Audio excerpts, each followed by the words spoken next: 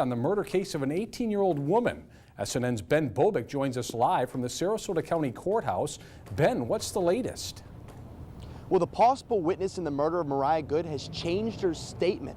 I spoke with the Goode family today, and they just want the truth and justice. Moriah Hope Goode was fatally shot on November 6th in the 3300th block of 4th Street East in Bradenton. Now one of the possible witnesses in her death is recanting her statement.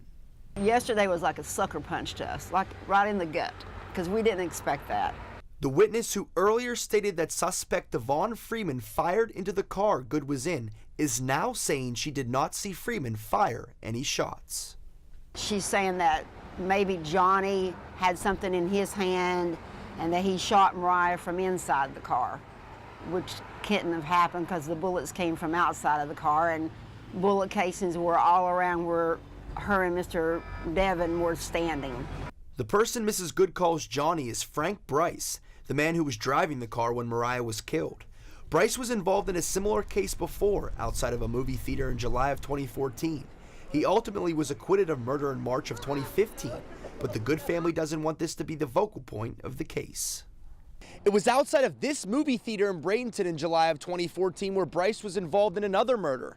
But the Goode family is hoping people don't put too much effort into digging up his past, but more so in finding justice for Moriah. And I think the most important thing here is not so much Johnny's past,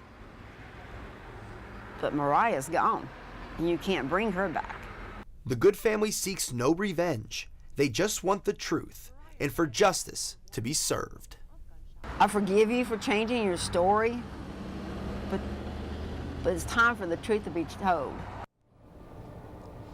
Now, apparently there's been a long-standing feud with some young men from Sarasota and Bradenton that were Freeman and Bryce are a part of.